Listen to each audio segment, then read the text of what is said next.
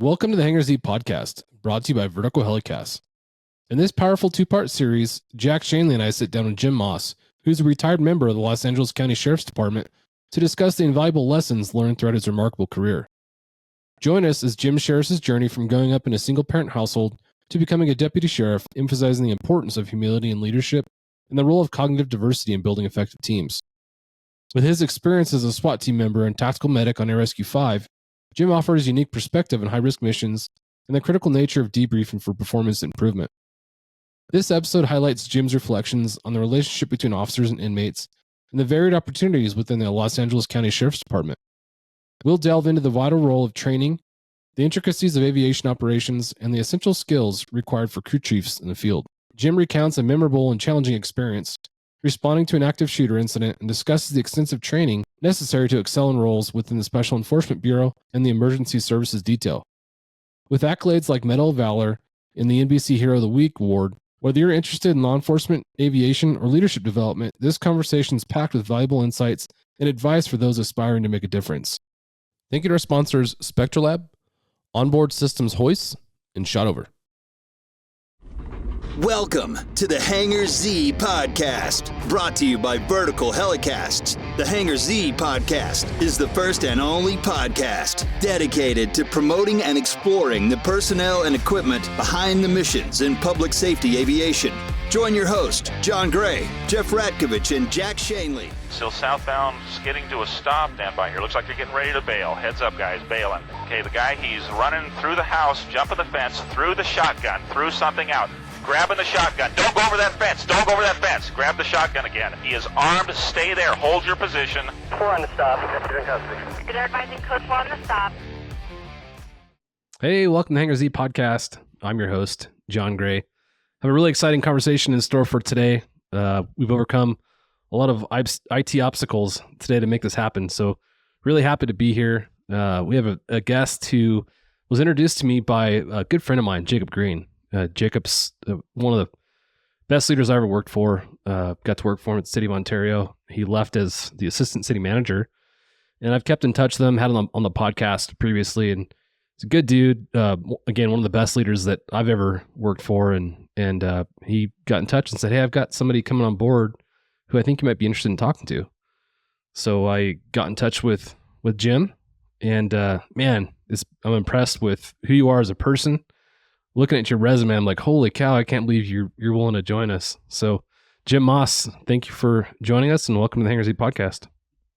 Thanks, fellas. I feel pretty accomplished this morning after all the IT stuff. If Microsoft, if you're out there listening and you need a tech IT guy, definitely do not contact me. We got through it. We did. Well, with us to join in the conversation is Jack Schonely. Commander, how you doing, sir? Everything's great. We worked through all that. That was some work, but mission accomplished. So we're thrilled to have Jim on here. This will be good. Jim's got a great and very, very unique and interesting job, and this will be a good conversation. Yeah. I actually give one of your previous coworkers a lot of credit in starting the Hangar Z podcast. Get a Bird Pirate is one of our good friends, and I actually heard him on the Pilot's Lounge podcast in early 2020. I listened to podcasts going back and forth to work, and that was like, I'm like, oh, this is really cool. There's got to be more content like what's in this recording out there somewhere, and there wasn't. So I'm like, you know what? I'm going to do it myself. So Get a Bird Pirate, well done, sir. Thanks for being a guest on their podcast, which sparked the idea to create this. Yeah, Scotty's a great guy. I've flown, hundreds of missions with him. He's a great pilot and just a great overall guy. And he's a lot of fun to work with, for sure. Yeah. Oh, that guy's so funny.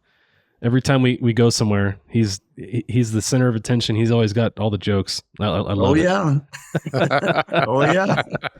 We love you, Scott. So just to kind of hop right into things, can you, for the audience, just introduce yourself and let us know? I know you just retired, so maybe talk about that and what you're doing currently. Sure. My name is Jim Moss. I worked for the Los Angeles County Sheriff's Department for 34 years.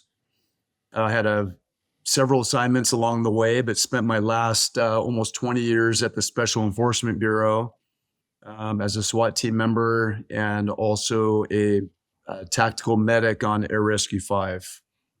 Yeah, that program is awesome. I think it's one of the model programs in the country, if not the world, when it comes to the rescue world and what you guys are doing, and not only what you're doing, but the environments you're doing it in. You look at all the terrain options you have in LA County. You've got about every kind of terrain that you could possibly ask for, so I'd be interested to hear about that as we go further in the conversation. But congratulations on retirement. That's huge. 34 years is a big deal. Yeah, big. Thank you. Real big deal. Appreciate it. Yeah, I appreciate it. It was this weekend was the Zach Brown concert, and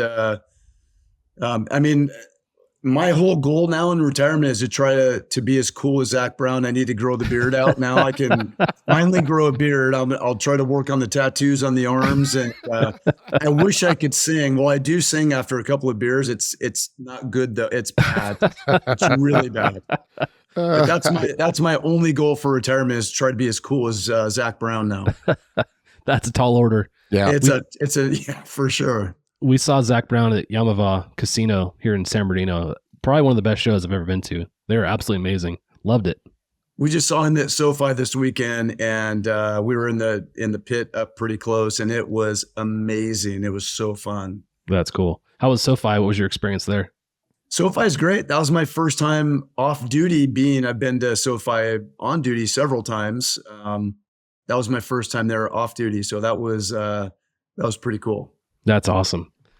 We talked about Jacob Green a little bit, and you're now doing some work with Jacob. What are you doing with Jacob, and can you talk about what he does a little bit, just as an overview? I mean, I could tell you, John, but then we'd have to kill you. I'd have to get with Jack, and we'd have to very secretive stuff. No, Jacob is amazing. Anybody that's heard his story, I was actually turned on to him from the mayor of Dana Point and through some friends, and it just worked out. Like I said, I just retired 2 weeks ago, so I'm not in any hurry to get involved in anything, but listening to Jacob's story and his fight back after his TBI, I just really respect the guy a ton. And I just respect anybody who goes through something and shows a lot of resilience and a lot of work and doesn't make excuses. The guy was attacked. He had some severe injuries, and a lot of people just would have hung it up and sat on the couch and made excuses for not getting on with their life.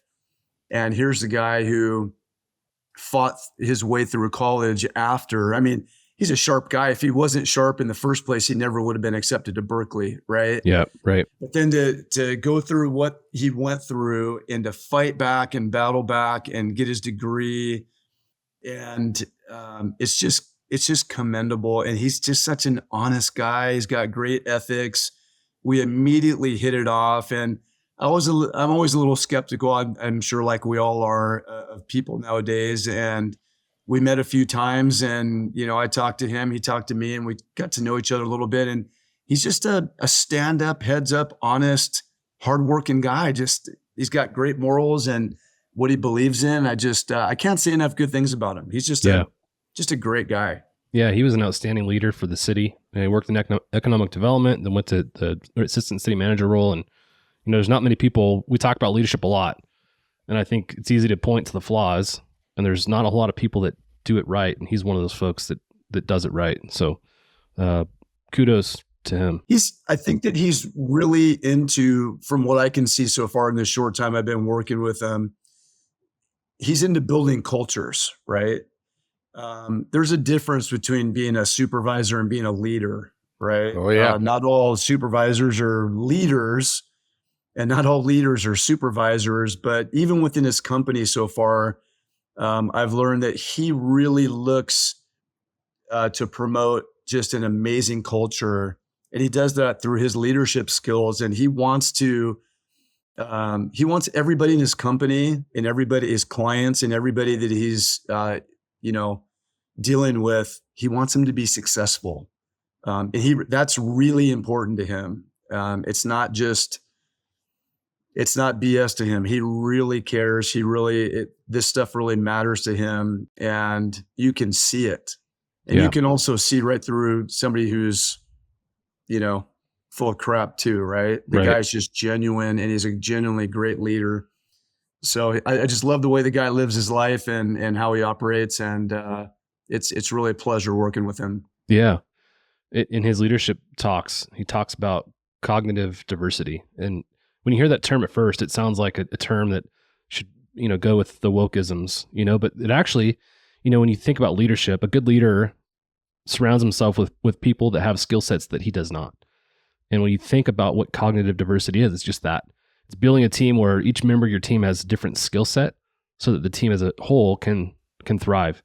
And I think, as a leader, sometimes it's hard to look for holes in your own team and look for a specific skill set that you want to recruit into that. But he's done that and promotes that. So I think, from a leadership perspective, he does some things that are very unique. And you talk about building culture, and that's a great way of building a culture that produces a great team, so anyhow. It's interesting because I'm learning the science of leadership, right? Through Jacob and some of the things where I've had the blessing of being surrounded by some of the most amazing leaders in our profession. Just unbelievable leaders with great leadership and high IQ for what we do and leading by example, just all the way around great leaders. And then now with Jacob, I'm learning there's some actual science behind all this stuff.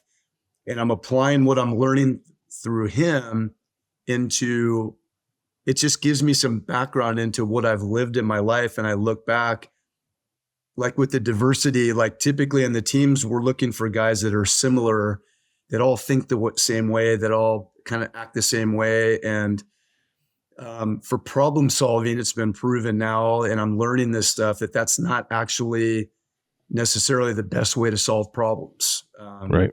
Obviously, we've all got to be on the same page and rowing the boat in the same direction.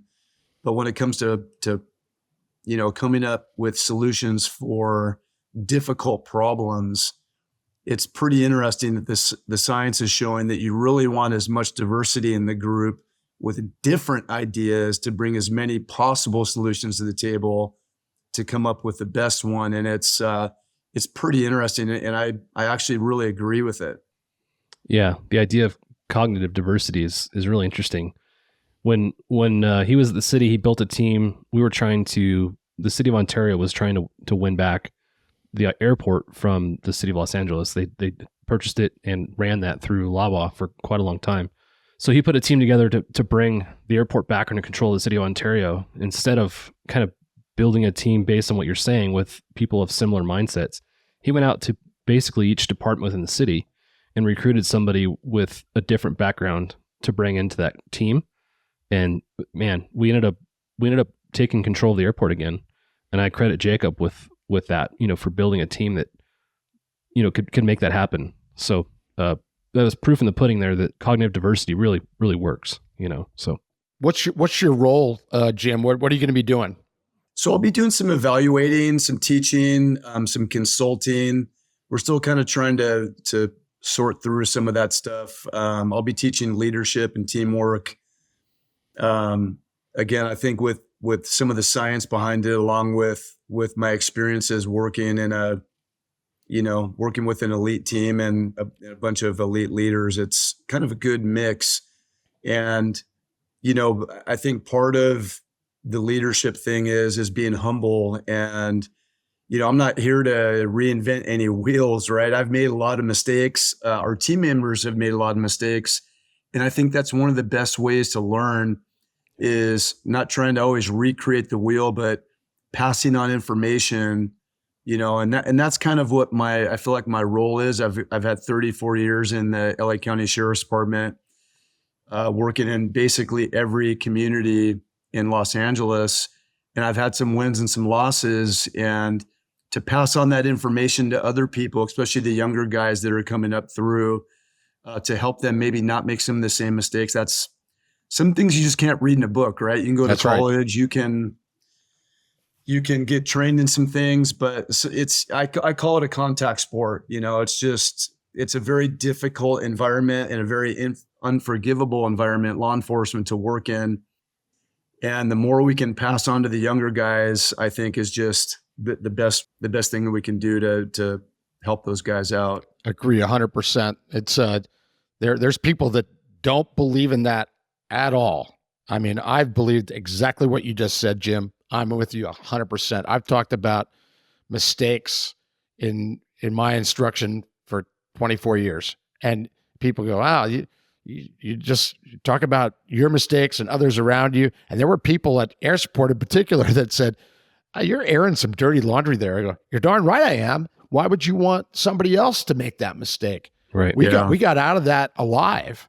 It could have been worse. And you use examples, and I can't wait to hear some of the stories we're going to hear from you today, Jim, because you were in some positions where, I mean, between just the SEB for 20 years, you come across a lot of things that do not go well at all, because they just don't. And no matter how well trained you are, no matter how prepared you are, things go badly. And then you debrief them and you learn from them and you talk about those mistakes. And next thing you know, you're doing it better next time. But people, I'm guaranteed, that there was people within your department, my department, John's department that go, "Oh, we don't talk about that stuff. Yeah. We don't want to talk about that." Yeah, we do. Yeah. Yeah, we do. It's the right thing to do. Good for you, Jim.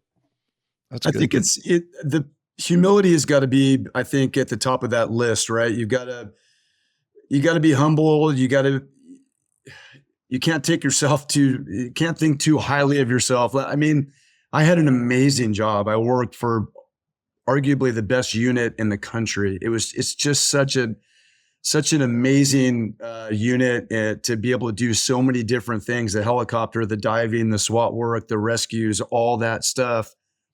Our guys they're typically the guys on our teams. They're a little bit older. They're mature. They've got humility, right? Because there's nothing that humbles you more than when something doesn't go right, and you've got one of two ways to go with that. You try to hide it or cover it up, or diminish it, or you can own it and just say, "Hey, fellas, that didn't go exactly like we wanted it to. How do we prevent that from happening again?" And sharing that amongst our teams within the Bureau and even other agencies. It's why we've always trained with, special forces, people from the military, other SWAT teams, get as much training and as much exposure to absolutely everything, and share that. And when it's our turn to go train with somebody else, it's time for us to close our mouths and open our ears and eyes and learn as much as we can. In that exchange of information, good and bad. I think the bad, for me at least, nobody wants to be embarrassed, right?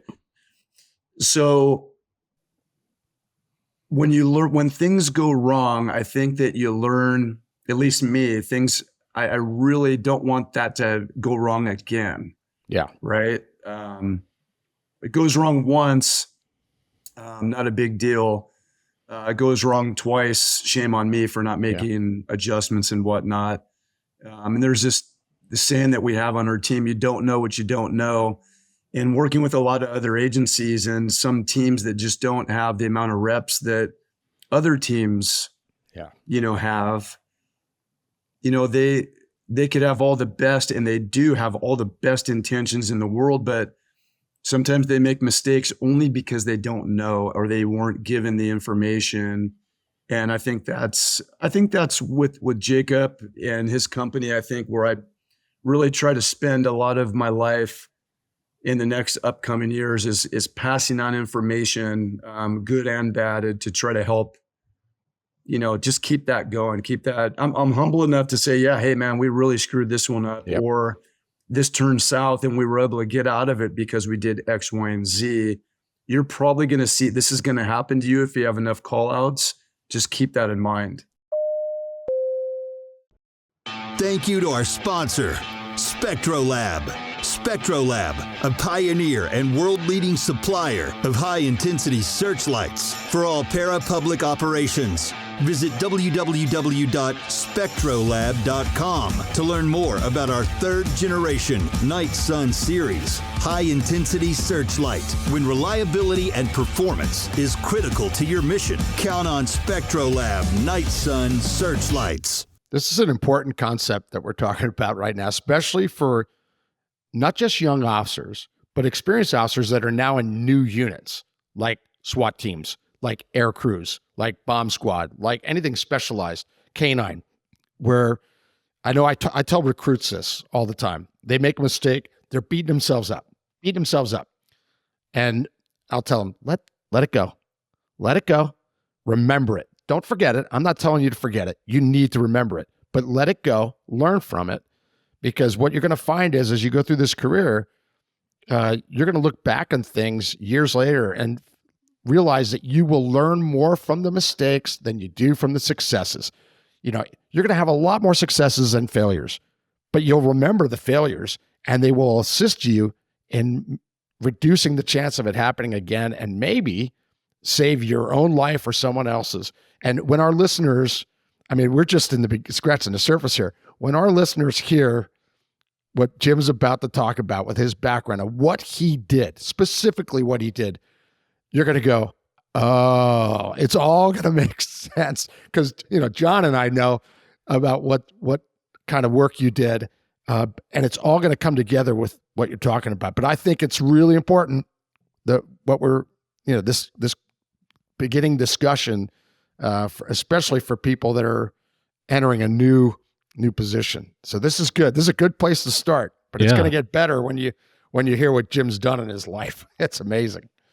Out of our usual order of chronological events, I want to jump ahead before we go back to where you grew up and stuff, because we're talking about debriefs essentially, and I want to talk about that for a minute because we've discussed this in the past, how important it is anytime you're involved in a critical incident to be a part of that debrief. For air crews, it's difficult a lot of times because we're in a remote location. It's hard for us to get to the debrief.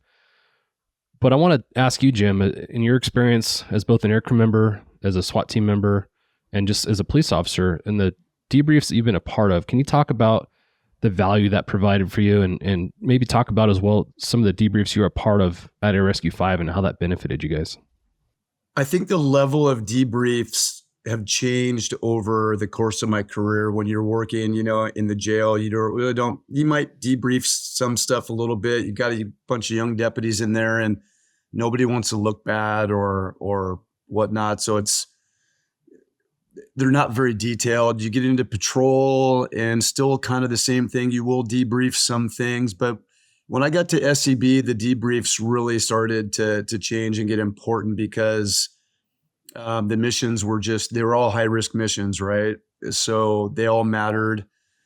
When I got to Air 5, to the Air 5 program, our debriefs were I can talk about my team. They were very matter of fact. We had to leave our feelings really, you know, this kind of gets in the way of my personal life sometimes when I'm talking to my wife or my daughter, because we debrief everything at work so matter of factly. You know, I talk to my daughter or my wife and sometimes I'll hurt their feelings because I don't soften some things up, right? Like I'm just kind of, hey, this happened, we can't do this or that or whatever. We debrief every single call just about in Air 5. There's so many moving pieces and everybody has to do their job really, really well. And we cannot be successful without each other on Air 5. We just can't. The pilots have to be really good at what they do. The crew chief has to be very, very good at his job. And the medics and the rescue personnel have to be really, really good at what they do. So, you know, we get into some situations. We'll always come back to our rescue base, especially with technical rescues, and we'll say, hey, how did that go? Hey, maybe we should have taglined that one, or we had a little bit too much spin, or hey, pilots, as a crew chief, I will always check in with my pilots. I don't care how long I've been doing this, and say, you know, hey, Scotty, or hey, Mike, or whoever the pilots are, Rich Thompson, hey, how are my commands? I just think that it's, so important to be involved. The team, everybody's job is so important, and you have to stay out of each other's way. You're on a comm system that everybody can talk over each other if possible. So staying out of each other's way, knowing when to talk, knowing when not to talk, what to say. I mean, we get that big helicopter in very, very tight spaces in the mountains, and you just have to, even little things like listening to the inflections in the voice of your team members, like, hey guys, we've got the main rotor is, 7 feet, from a cliff. It's kind of like, hey, everybody be quiet and let the crew chief work with the pilots. This is a tight one, right? Or if we insert somebody, we have cliffhangers are typically some of our most, difficult technical rescues. You've got a climber or a hiker that's, hanging onto a cliff with his, on a little ledge or whatnot. And there's so many things to think about. You don't want to blow them off with the rotor wash. The rotor wash with the Super Puma, it is severe, right? Mm-hmm. So your approach angle, what you're doing, contingencies, you don't want to blow the guy off. You don't want to burn the main rotor into the gosh dang cliff. You want to be able to put your medics down in a position where they can be successful and not knock the person off the cliff. Yeah. You've got to have contingencies for, and this has happened. Hey, we've had, victims. We have this rescue strap we'll put around them, and they'll panic and they've just jumped on our guys. It's happened to me. It's happened to a guy, Bryce Stella, a good friend and partner of mine, where you've got a victim that's not even in a rescue strap and you are literally hanging on to them with your arms and legs. And then that crew chief has got to make a, determination. Do I set him down? Do I move him over? Do I bring him all the way up? There's just so many things to talk about in debrief. And we do that on legitimately. I'm not just saying that. We legitimately debrief all these calls. It's just so important.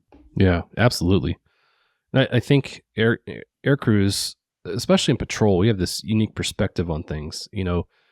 When there's a debrief on an incident, if you're not involving the air crews, I think you're really missing out on a unique perspective from folks who generally, like you said, have a lot of experience, and can provide some unique insight on whatever they saw take place. Jack, what was your guys' role with the debriefs as far as the patrol operations went? Oh boy, did you just hit a nerve with Jack? Debriefs are the most important thing to do. It's the easiest way to learn is a debrief. It's the easiest way to learn. And those that know me know that it's one of my pet peeves that we don't do it enough. We didn't do it enough. LAPD air support, for lots of reasons, some of which you touched on. We lived on the island.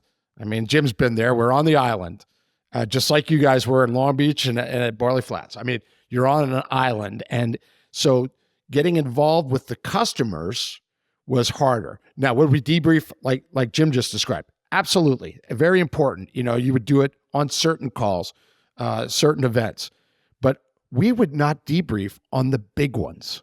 That's what drove me absolutely insane. There are people, I've been retired 8 years. There are people that still send me text messages and say, hey, when's the Dorner debrief? Oh yeah. When did Dorner happen? I mean, that was like 10 years ago, 11 years ago. And our department never properly debriefed that. A huge incident that involved multi-agencies, most of which we were not involved in except for producing the bad guy. But we made a lot of mistakes. Air support did. That we were involved in a lot of errors in judgment that the day that Dorner was located up at Big Bear. And we got involved in stuff we had no business being involved in. Long story. The bottom line is that I'm with Jim in that the debrief is so darn important. And we just dropped the ball regularly on the big incidents. Now, with that said, there were times where we would land on the rooftop of a station, get down to the command post and actually walk up and say, hey, this didn't go quite well on this containment or the search or the communication. And we would give our input and get the back and forth going. But many times you'd say, okay, see you later. And you'd fly away. Yeah. And they're having a debrief. There's SWAT guys down there debriefing. There's canine guys down there. There's command staff there. And you're at the heliport. So to bring it into a nutshell, because I could talk about this all day, is I'm with Jim. It needs to happen. It needs to happen on every call. Successes and failures need to be debriefed. Some people say, well, you just wait for the mistakes. No. Jim, have you ever did you ever have a rescue, Jim, that went perfectly? I mean, every element of that rescue, the communication, everything, where it went perfectly. I would never use that word perfect. Exactly. I've never been to a perimeter that was perfect. I've never been to anything tactical that was perfect. There were some good ones. Oh, and you remember them, and you got them, and John's got them, and I got them.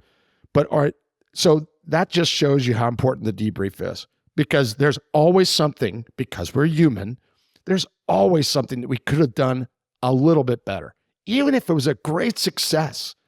So that's my 2 cents on debriefing. There's people out there listening that are laughing because they're going, oh, the Dorner debrief guy. Yep, that's me, because it never happened. To add on to that a little bit, we talked about, John, you talked about Jacob Green a little earlier. I think that, so if you want to pass on that, a little bit of experience, Jack, I think you've hit the nail right on the head. And a lot of people just don't want to admit that things didn't go perfectly right. Yes. Jacob, talking about Jacob Green earlier, I think that one of the things that I really liked about him is he's a real proponent of setting up an environment leadership-wise for open dialogue, debriefing, and communication, right? It's setting up that culture, and you got to have your leadership somebody in that organization along that chain. And it doesn't even have to be a supervisor. It could be just one of the guys in the team that there's just got to be a culture set up, and it takes time. And sometimes, you may have to bring somebody else in to try to help along with that. But setting up a culture to where somebody comes in and say, hey guys, it's okay to say that, I've been on thousands of missions, right, over 20 years. It's okay to say that, hey, we screwed this one up, or we could have done this better. Even if it's a closed door session, and we do that at Barley Flats all the time. Sure. Close the doors, and at SCB, when I was on the gold team, we do it all the time. All the teams do that. Hey guys, even if it's not a big giant one, we need to close the doors and go over this one, because we could do this a lot better next time. And setting up the culture on the team, leadership wise, I think is the start there. I think you've got to have somebody that facilitates it and just says, hey guys, we're going to debrief all these, even the ones that sometimes there's not a lot to debrief. It's just like, hey, everything went pretty well. I don't see any major issues with this, and it could be 2 minutes or whatever, but the culture has just got to be, let's talk about this, on a regular basis. And some of them are going to be longer than others. Yeah. One of the videos that we would use from years and years ago, Bob Green, who had retired deputy chief, but he was at air support for a while. He would show the Blue Angels documentary from years ago. Well, guess what? There's a new one on Prime, and it's awesome. And I was watching it just the other night. And their debriefs are meticulous. Their debriefs, you sit there and you go, wow, that's not a big thing that they just brought up. Well, yeah, it is. To them, it is. And they part their egos at the door. But the one thing that they do, and I'm sure that you both will agree, that you have to look in the mirror first and say, okay, these were the things that happened today that I need to work on. I need to be a better communicator. I said this and I should have said that. I should have done this or that. And then you can say, hey, John, by the way, I wasn't clear on what you said. You used this verbiage. Since when do we use that, John? And then John can say, well, I can respond to that because Jack just laid himself out. He just gave me 3 things that he screwed up. Now John can say, yeah, you know what? I don't know where that came from. I'm going to fix that. And by the way, Jim, and it creates this culture that Jim's talking about where nobody gets hurt feelings. We all make mistakes. And the Blue Angels one, the current one, there's one guy that gets a little irritated in the debrief, and it's evident because the camera is on him. and he does not agree with what's being said. And he kind of fights back a little bit. And then the guy gives it to him a little bit stronger. And in the end, he goes, yeah, and backs up and everything's cool. And these are guys that are flying within 12 inches of each other, at high speed. So it's so important. It's just so important. Debriefing is used a lot, but it should be used more. Yeah. One more point I'll throw in there before we go back to your background, Jim. We talked about being on an island and kind of being inaccessible in a lot of ways to some of these debriefs. What I would suggest is, technology is accessible by just about everybody these days. Zoom is probably the most simple way of being a part of a debrief when you're not physically there. So even if you can't be there, see if you can dial in by Zoom and just have a voice at these debriefs. That would be my suggestion to folks that can't do that, can't physically be there. Thank you to our sponsor, Shotover. Shotover Systems is the leading developer and manufacturer of high-performance gyro-stabilized cameras with advanced real-time AR mapping and mission management, all backed by unparalleled custom training and support. Now offering the M2 multi-sensor system, sole 6-axis EO/IR platform with 4K Ultra HD color and infrared technology. Ideal for law enforcement and defense. Offered with real-time AR overlays to quickly identify streets, weather, and traffic. Automated license plate recognition, 24 megapixel digital photographs, and automated steering and tracking. John, to your point, it takes effort, right? Like it's not just going to magically happen. You've got to have some guys that are going to, reach out to the ground crews. We work with like Montrose, Search and Rescue, all the ground units and all those guys on a regular basis. And sometimes if something can be done better or whatnot, we might reach out to those guys and say, hey, maybe we should have taglined this one, or maybe we should have moved him to a more open area or whatever. I'm just making something up, right? Sure. But the bottom line is somebody's got to get on that phone and make the call. It's not just going to magically happen by itself. And that's where a certain amount of like leadership does come into play, where somebody's just got to take that step and say, hey, we got to talk about this. Yeah. Yeah. The first step in any race is the first step, right? And same thing in this, right? Yeah. The hardest step is going to be actually putting a thought into action. So love that you brought that up, because that's true. And it has nothing to do with rank. It has nothing to do with position, titles. It could be the lowest ranked person could be the one to initiate the debrief, or to bring it, hey, let's get together. This didn't go quite right. That's important. That's important. I think some people get intimidated saying, well, I'm just the new guy. Well, guess what? Sometimes the new guys make the best observations because they're not in it so much where they get tainted, or, well, this is just how we do things. They're not there yet. They're brand new, and they're looking and going, seriously, do you guys really do it this way? And then you think about it, you go, oh, they're right. We got to fix that. Yeah. So that's an important concept as well. It doesn't matter about tenure, time of the job, position, rank, bars, stars, any of that. Everybody's an equal at a debrief. Well, and the goal, the main goal should be to make the team better. That's it. Yeah. It doesn't get any more complicated than that. It could be a sports team. It could be a SWAT team. It could be your rescue team. If you truly want to be a better team in anything across the board, you've got to talk about things, and you got to get better at your craft.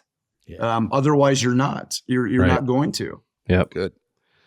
You've given us a little bit of a preview of what your career looked like. You talked about working in the jails. You talked about ICB and working at Air 5. Let's go backwards. Can you talk about where you grew up, and then kind of how you got into law enforcement and then later aviation? I grew up a single parent family with my mom, a tough old bird from Detroit, Michigan. I was born in Detroit. We relocated out here to California, and just grew up. I grew up in the Covina area, West Covina area, playing sports and, football, wrestling, baseball, all that stuff. Graduated from Covina High School, played college football for a couple years, and ultimately went to, I never wanted to be a deputy sheriff. Kind of an interesting story. I was working as a part-time. I was living on my own at a pretty young age. going to school, working, just didn't have a lot of resources. And one of my buddies, I was working at a hospital at the time in Covina and in a like food service department. And I worked with a lot of my buddies. And I said, hey, what are you doing this weekend? Oh, I'm gonna go test to become a deputy sheriff. And I'm like, a deputy sheriff, what is that? We had Covina PD. We didn't have the sheriff's department. And so I didn't really understand the difference, right? And he says, oh, I know the sheriff's department. I said, you mean like the Smokey the Bear guys with the hats and like a park ranger? They're like, no, it's a deputy sheriff. It's like a police officer. It's well, and I said, well, what's your plan? You want to be a cop? And he goes, well, I really don't want to be a cop, but I'm going to college and we're not making very much money in this job. I want to go to school during the day and then work in the jails, and I'll be able to, help maybe do some homework at night when the inmates are asleep, or study or do this or that, whatever, and graduate and then move on. And I'm like, man, how much do these deputies get paid? And they're like, oh, they get paid X amount of dollars. I'm like, shit, can I go with you? Can anybody just do that?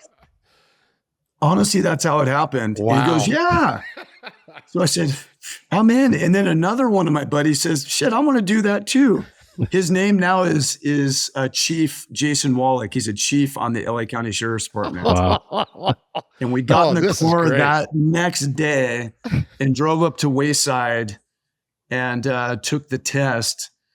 And, the rest is history. So my plan was never to even stay with the Sheriff's Department. I wanted to be a college football coach, and I wanted to go a totally different way. But I thought, man, what a great way. I'll be able to work in the jails and do my homework and, get a degree and whatnot. And then we had a riot in the jail one time, and there was some weapons involved. And ultimately this team full of guys come into the jail, and these guys were freaking studs, man. They made a college football team look like a bunch of sissies, and they came in with all this gear and all this shit on. And I'm like, who the hell are these guys? And they were just so impressive all the way around and took control of this. They're like, dude, that's SEB. Like, you don't know who those guys are? And I'm like, no. Yeah, those are our SWAT guys and whatever. And it was exactly that moment.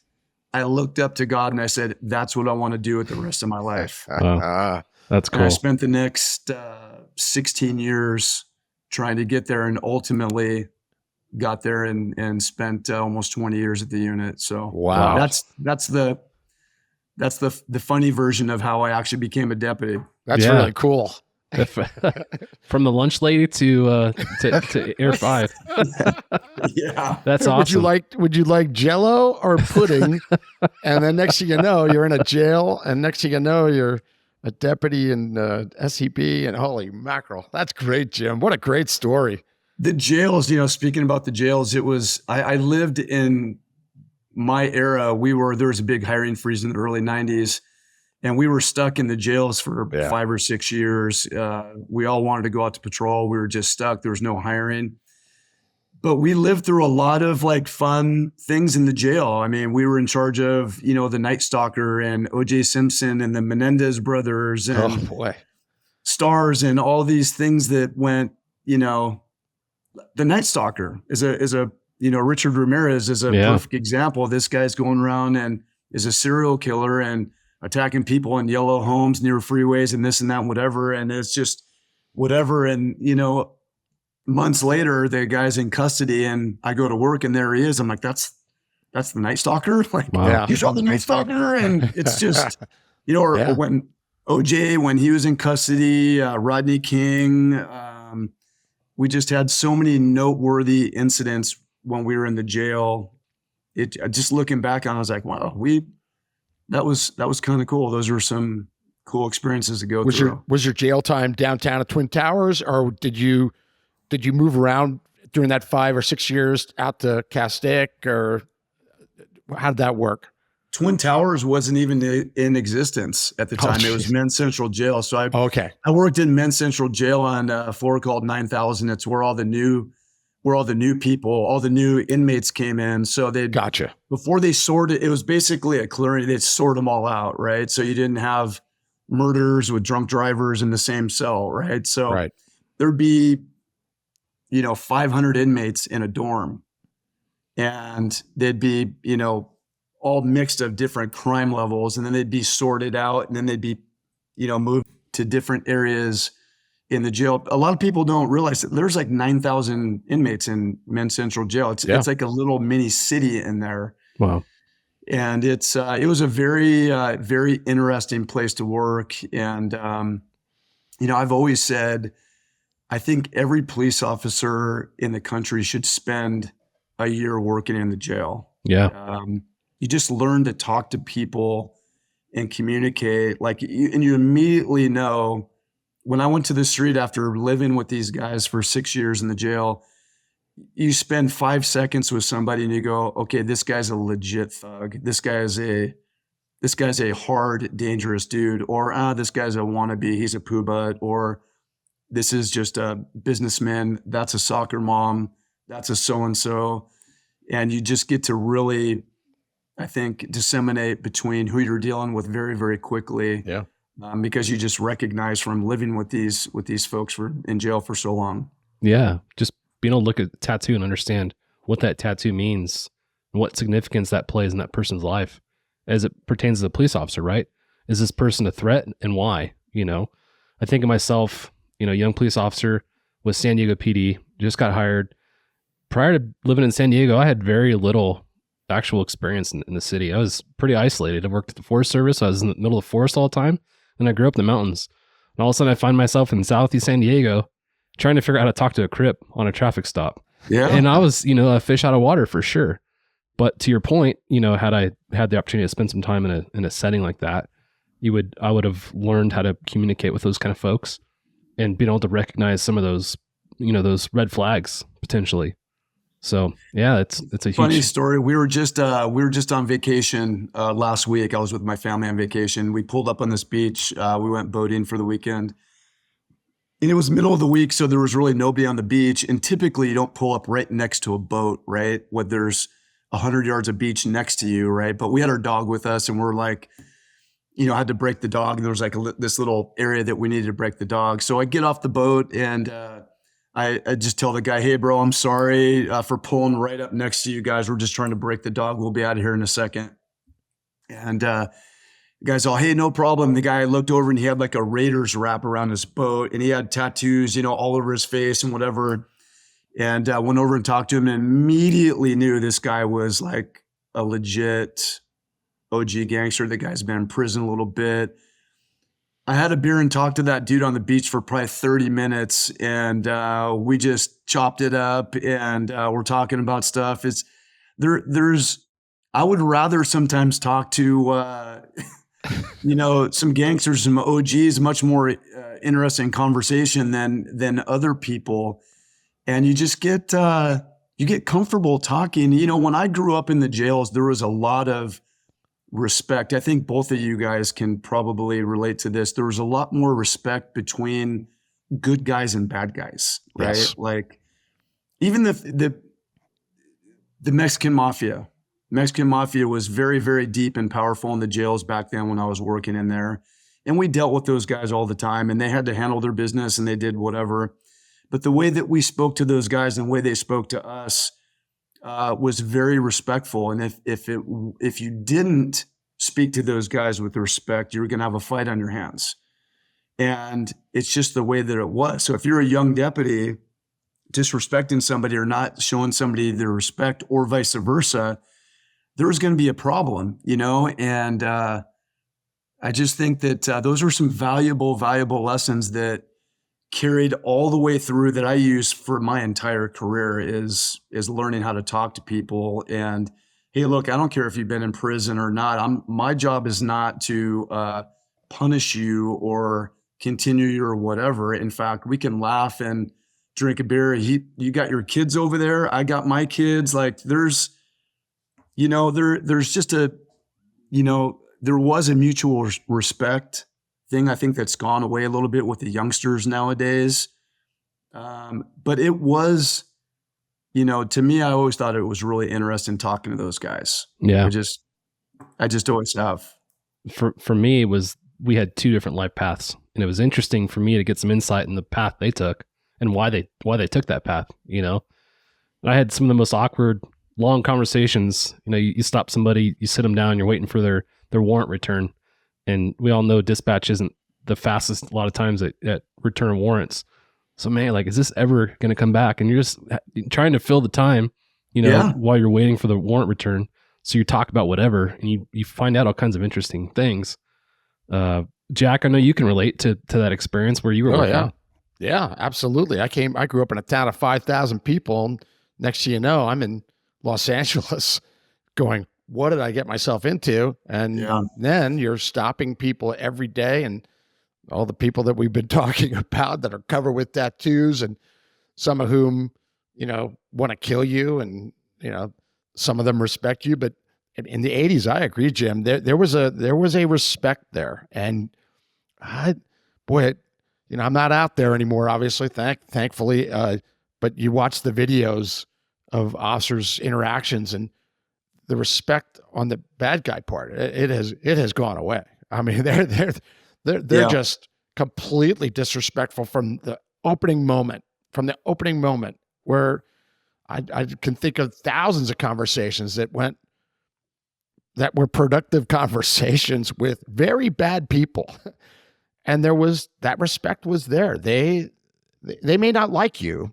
They may not like what you do or what you represent, but there was a line that they weren't crossing regularly, especially for Jim in the jail. I mean, especially in the jail.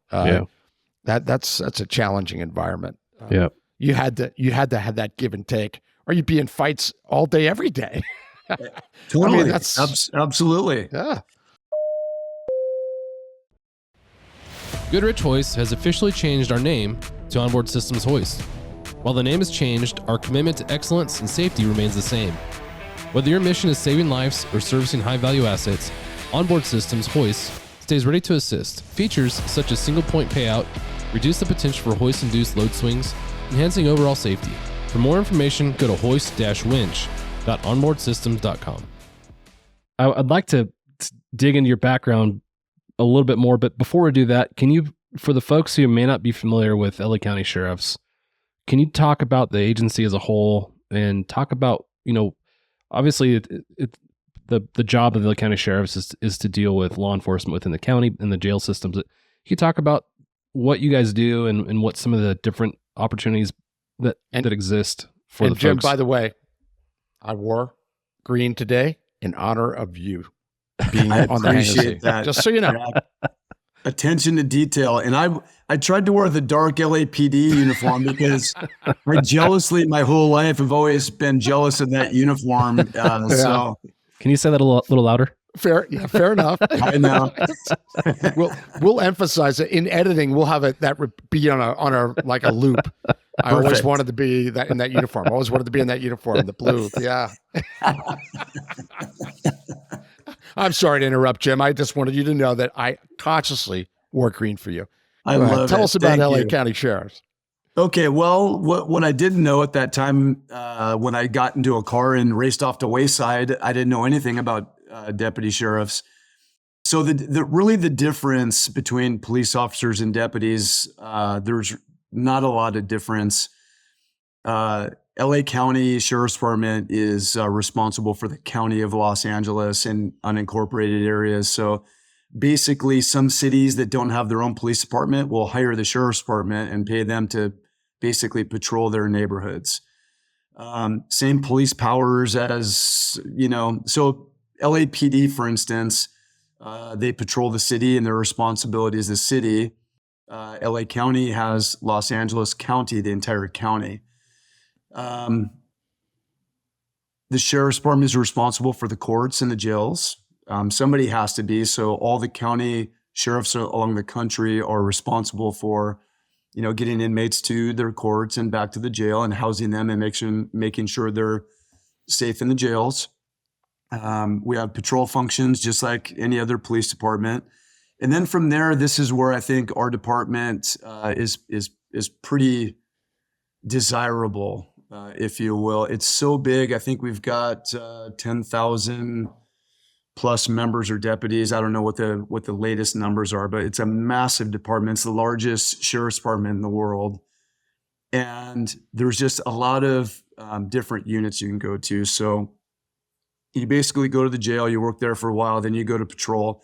And then you've got like an unbelievable and endless amount of opportunities of jobs that some of them aren't even really police rated or related. Narcotics Bureau, you could go to recruitment, you could be a DI in the academy, you can go to SWAT, you can go to major crimes, you can go to cyber crimes, you can go to sex crimes, you can go to whatever it is that you're interested in, and work those specialized units. And that's, ultimately I got to work a couple of those specialized units, and it was really, really a lot of fun. But as opposed to being in a small, I grew up in Covina, right? Covina PD is a small agency or smaller agency. And you're going to work a radio car for a good amount of your life because there's just not, the size of the department is just not there. So the sheriff's department has an unbelievable amount of opportunity as far as that goes, just because of the sheer size. Yeah. So if I recall the number right, you guys cover about 4,000 square miles. That's the size of the county with 10,000 folks and all the different responsibilities that you guys have. Can you talk about the topography, how it varies throughout LA County? Because like we said earlier, you have just about every kind of topography that exists. Yeah, so that really comes into play when you work a unit like SCB and you cover the entire county. So we're responsible for all the big rescues and high risk incidents in the entire county. So you can be in the mountains, you could be up in the desert in Lancaster, you could be at Catalina Island, San Clemente Island. You could get a mutual aid request to Palm Springs and be up there. We got mutual aid requests in Mammoth where we had to send some guys up in 70 feet of snow. We're doing rescues in the ice and in the wintertime up in the mountains. One of my favorite days, we were up in the mountains. We had somebody that unfortunately went under the surf line in Malibu. There was a missing swimmer that was seen going underwater. So we were dispatched to that. We're also divers as well and do the rescues in the water as well. So our plan was to head out there, to fly out there, don our scuba gear on, and hover jump in and look for this individual. So we're en route, putting all of our hot dive gear on and whatnot and whatever, and we do that. And then a motorcycle goes down up in the forest area. And we handle that call and then quickly get out of our dive gear and fly up to the mountains. And we handle that. We're in the mountain terrain now, talking about terrain, and now we're doing a hoist out, and we've got a critical patient that we're doing a technical rescue in the mountains in. So, it's pretty diverse. You've got the mountains, you've got the water, you've got the desert, you've got the city. I mean, numerous times we've landed. One of my favorite pictures is we had a hostage rescue in West Hollywood a couple of years back, and we landed Air 5 with the crisis entry team right on, I think it was Hollywood Boulevard. It was like a half a block away, just right in the middle of the city there. Wow. Because there's just not a lot of great areas to land in West Hollywood. Some are better than others. But it's, to your point, I mean, we're going to the city, we're going to the mountains, we're going to the islands, we're going to the ocean, we're going to the desert. It's pretty diverse and pretty exciting. As part of the SEB team, how often did you guys utilize aviation to go to the location of a call out? Quite a bit, actually. It depends on, we have Air 5 is up during the day shift hours, typically from sun up till sundown. And we typically, I would say probably 75, 80% of the time are taking Air 5 to the call outs, because if we have somebody that goes down, including possibly the suspect, remember, like if one of us gets injured, we're treating and transporting. If the suspect gets hurt, we're treating and transporting. If anybody gets, critically or seriously injured, we want to get them on that helicopter and get them to the trauma center as quickly as possible. So, our air assets with Air 5 they're just amazing. We could take, multiple casualties also. So that's another real nice benefit, especially out in like the Palmdale, Lancaster area, or any area where you've got an extended ETA to a hospital. This doesn't happen often. We had a call out in Catalina a few years ago.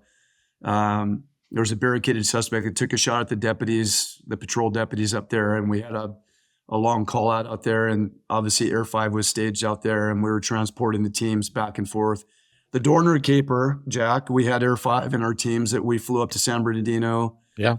It's just it's a big asset in the fact that how do you get a special weapons team or a search team or patrol guys or any asset, it doesn't matter, detectives, bloodhounds, canines, whatever it is that you need, through LA traffic to Palmdale, to Lancaster, to Lakewood, to Compton, to South Central LA, to Catalina quickly. That's a lot of people. A-Stars, you're only going to fit a couple of people on board, but we'll do that also. We rely on our Aero Bureau quite a bit for transporting and being involved in our tactical operations. It's such a huge asset. How many people can you put in there staying within limitations and all that? What's it like in a Super Puma? And you guys understand this concept. It really depends on the weight and the temperature. Yeah. I think the most team members that I've been on Air 5 with has been 16. Wow. And then that's and then you got to add pilots in there. And I mean, you're not doing that at altitude. No. You're not doing that when it's really hot outside and with a full bag of gas on, all that stuff. Our pilots are amazing. And the calculations they do so quickly. I mean, there's times that we'll sacrifice gear and we'll throw piles of gear on our helipad out at SCB.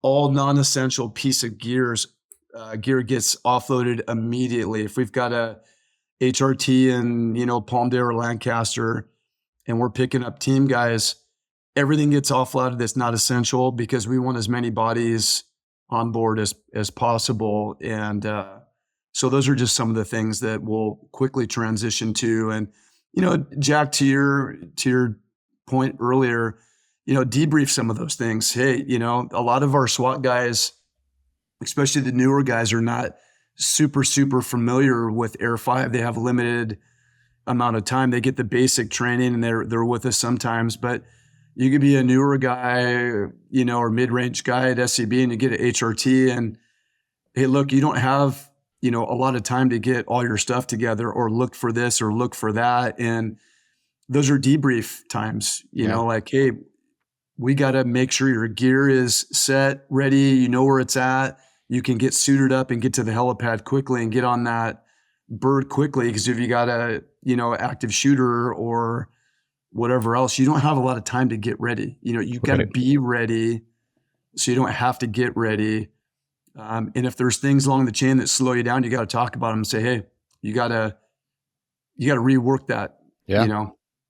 It's not easy. There's so much equipment, on top of your personal equipment that a team needs to operate. You may be going 100 miles, but not quite that, but you're going a long distance sometimes taking that team. They've got to have all the stuff that they're going to anticipate and needing. And that's a lot. So staying organized and preparing that ahead of time and training for it and talking about it is important for everybody, not just the air crews, but the operators, and talking, tell us what can't we bring, or, learning those things ahead of time, really important, because time is of the essence. Like you said, an HRT thing, you're going. I mean, there's no screwing around. We're going, and you can't have a debate about, oh no, you can't take that. Well, they should know ahead of time what they can take and not take and what they need and don't need. And it's very important. We've had those drills before. I remember back on the gold team, we thought it was originally a real call out, but our scouts and backup scouts do an amazing job at getting our team members ready to go for just about everything. I mean, that's their job, right? They're they're trying to iron out all these things ahead of time before, the actual emergency happens. But we got a hostage rescue call, air quotes. Our scout gathers us all up and says, "Hey, we got an HRT in Lakewood. Let's go. Get on the helipad. Air 5 will be here in 2 minutes." And we're scrambling to get our gear and this and that and whatever. And we got out to the helicopter, and then Jesse Rodriguez, our scout then, and Pete Levine, they said, "Okay, hey, shut it down. This was just a drill. Yeah. Let's look and see if you've got all of your gear. The breachers, do you have your explosive, your charges? Do you have your picks, rams, your this, your that? Long rifle guys, do you have all your gear?" All the stuff that we needed. And if it's not, it's addressed pretty much right then. And if you took too long, then you've got to know, like our Tahoes, we carry all of our gear with us. And like, if you were to say, "Hey, Jim, I need a piece of equipment," I can tell you, go to my Tahoe, go right to this area, lift up the green bag. It's 2 bags down on the left hand. Like, everything's got a place where it goes every single day, because you don't want to, there's so much gear, especially on the ESD side of the house. I mean, your dive gear, your scuba gear, your mountain gear, your helitack gear, your SWAT gear, your rifles, your everything, your rope gear, your med packs, there's so much stuff that you've got to have a system, right? And if you don't have a system to be able to move efficiently, then you're just not going to be operating it, at your best, and it's going to slow the chain down. And that's not, you don't want to be that guy, right? You don't want to have everybody waiting on you because you can't find a whatever. Yeah, you'll never hear the end of that. Yeah. So a lot of agencies are training to support this mission, but not many agencies have the reps that you guys do. We talked about reps earlier and how important that is to identify the things that are problematic. So for the agencies that are, they're training, they want to support their SWAT team, what advice do you have for those agencies in identifying ways of training? And you brought up something that's really interesting now. Tell your SWAT team you got 5 minutes to assemble and get ready. What advice do you have for agencies that are looking for that kind of advice? Thanks for joining us for this episode of the Hangar Z podcast. Don't forget to like and subscribe to hear more stories that promote the personnel and equipment behind the missions in public safety aviation. Lastly, stand by for a message after a word from our sponsors. Cheers. Thank you to our sponsor, SpectroLab. SpectroLab, a pioneer and world-leading supplier of high-intensity searchlights for all para-public operations. Visit www.spectrolab.com to learn more about our 3rd generation Night Sun series high-intensity searchlight. When reliability and performance is critical to your mission, count on SpectroLab Night Sun searchlights. Goodrich Hoist has officially changed our name to Onboard Systems Hoist. While the name has changed, our commitment to excellence and safety remains the same. Whether your mission is saving lives or servicing high-value assets, Onboard Systems Hoist stays ready to assist. Features such as single-point payout reduce the potential for hoist-induced load swings, enhancing overall safety. For more information, go to hoist-winch.onboardsystems.com. Thank you to our sponsor, Shotover. Shotover Systems is the leading developer and manufacturer of high-performance gyro-stabilized cameras with advanced real-time AR mapping and mission management, all backed by unparalleled custom training and support. Now offering the M2 multi-sensor system, sole 6-axis EO/IR platform with 4K Ultra HD color and infrared technology. Ideal for law enforcement and defense. Offered with real-time AR overlays to quickly identify streets, weather, and traffic. Automated license plate recognition, 24 megapixel digital photographs, and automated steering and tracking.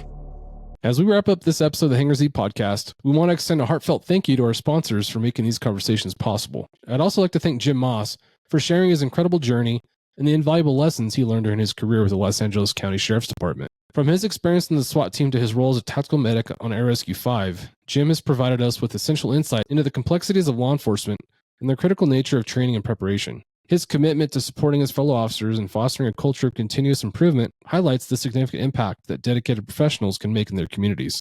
Jim's reflections on leadership, humility, and the importance of listening serve as a powerful reminder of what it means to serve and protect. Thank you for joining us today. If you found this episode informative and inspiring, please subscribe to the Hangar Z podcast and leave us a review. Also, don't hesitate to share this episode with others who are passionate about aviation and law enforcement. Cheers. Time to close up the hangar. Thanks for joining us on the Hangar Z podcast, brought to you by Vertical Helicasts.